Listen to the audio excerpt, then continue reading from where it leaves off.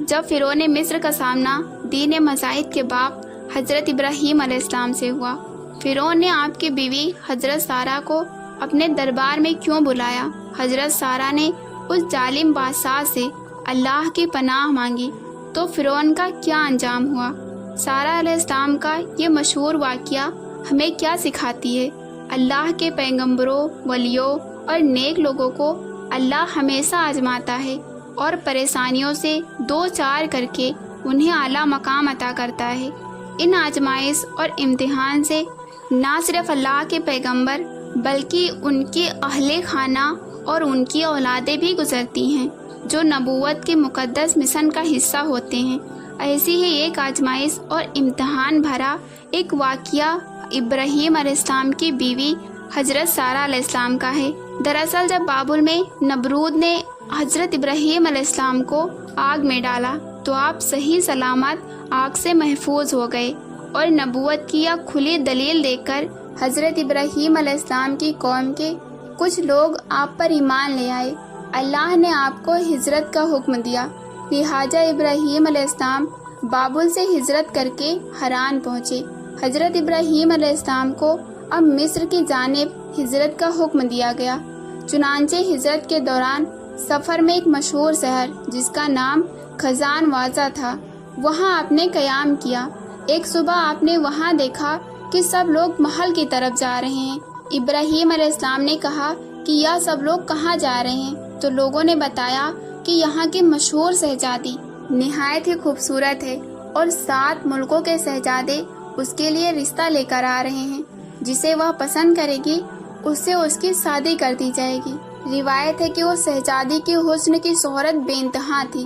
ابراہیم علیہ السلام بھی اللہ کے حکم سے محل تشریف لے گئے۔ جب شہزادی نقاب اوڑھے اپنے ماں باپ کے ساتھ جلوہ افروز ہوئی تو اس کی نظر اس بھیڑ میں حضرت ابراہیم علیہ السلام کی چمکتی ہوئی پیشانی پر پڑی۔ شہزادی نے فیصلہ سنایا کہ میں اسی شخص سے شادی کروں گی۔ وہ شہزادی حضرت سارہ علیہ السلام تھی، لہٰذا حضرت سارہ کا نکاح حضرت ابراہیم علیہ السلام سے ہو گیا۔ شادی کے بعد بادشاہ نے بے انتہا جانور، دھن دولت اپنی بیٹی کو دے کر روانہ کیا۔ پھر حضرت ابراہیم علیہ السلام اپنی بیوی حضرت سارہ کو لے کر مصر کی جانب چلے گئے۔ مصر میں اس وقت کیتیوں کی حکومت تھی اور کیتیوں کا اس بادشاہ کو فرعون کے لقب سے پکارا جاتا تھا۔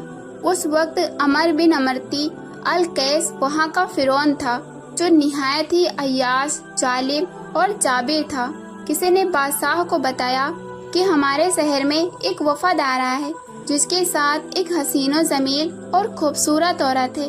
چنانچہ فرعون نے پہلے ہی ایک فوجی دستے کو حکم دے دیا کہ جیسے ہی یہ لوگ مصر کے سرحد پر پہنچے ان کو میرے پاس لے کر آؤ۔ بس جیسے ہی ابراہیم علیہ السلام، آپ کی بیوی، اہل خانہ جو 37 سے 40 لوگ تھے مصر میں داخل ہوئے تو فرعون کے فوجیوں نے ان کو گرفتار کر لیا اور محل لے گئے۔ انہیں محل کے خوبصورت کمرے میں ٹھہرایا گیا۔ بادشاہ پہلے ہی سارہ علیہ السلام کے حسن کے بارے میں اپنے کارندوں سے آگاہ ہو چکا تھا، لہٰذا اس کی نیت پہلے ہی خراب تھی۔ اب اس کا ارادہ اور زیادہ برا ہو گیا۔ بادشاہ نے حکم دیا کہ اس عورت کو شاہی لباس پہنا کر میرے سامنے لایا جائے۔ ابراہیم علیہ السلام کو یہ بات معلوم تھی کہ ان کی بیوی سارہ حسین و جمیل عورت ہیں۔ ابراہیم علیہ السلام نے حضرت سارہ سے کہا کہ تمہارا خوبصورت ہونا مجھے معلوم ہے۔ مصر کا بادشاہ تمہیں دیکھ کر یہ کہے گا کہ یہ اس کی بیوی ہے، یا سمجھ کر تمہیں حاصل کرنے کے لیے وہ مجھے قتل کر دے گا اور تمہیں پکڑ لے گا، اس لیے تم مجھ سے کہنا کہ تم میری بہن ہو، تب وہ مجھے تمہارا بھائی سمجھ کر قتل نہیں کرے گا اور میرے ساتھ ہمدردی کرے گا۔ اس طرح تم میری جان بچانے کا ذریعہ بنو گی۔ حضرت سارہ علیہ السلام نہ صرف حسین و جمیل خاتون تھی بلکہ آپ شرم و حیا کی پیکر تھی اور دل میں ایمان کوٹ کوٹ کر بھرا تھا۔ چنانچہ سارہ علیہ السلام بادشاہ کے طلب کرنے پر اس کے دربار میں تشریف لے گئی۔ بادشاہ نے جب انہیں دیکھا تو خود پر قابو نہ رکھ سکا اور برے ارادے سے انہیں پکڑنے کے لیے آگے بڑھا۔ حضرت سارہ نے اس وقت اللہ کو پکارا لہٰذا جیسے ہی فرعون آگے بڑھا اس کے قدم زمین میں دھس گئے۔ بادشاہ بدحواس ہو گیا اور جلدی سے بولا، تم میرے لیے اللہ سے دعا کرو، میں تمہیں کوئی تکلیف نہیں پہنچاؤں گا۔ چنانچہ سارہ علیہ السلام نے دعا فرمائی کہ اے اللہ، اگر یہ مر گیا تو کہا جائے گا کہ میں نے اسے قتل کیا ہے، اے اللہ تو اسے آزاد کر دے۔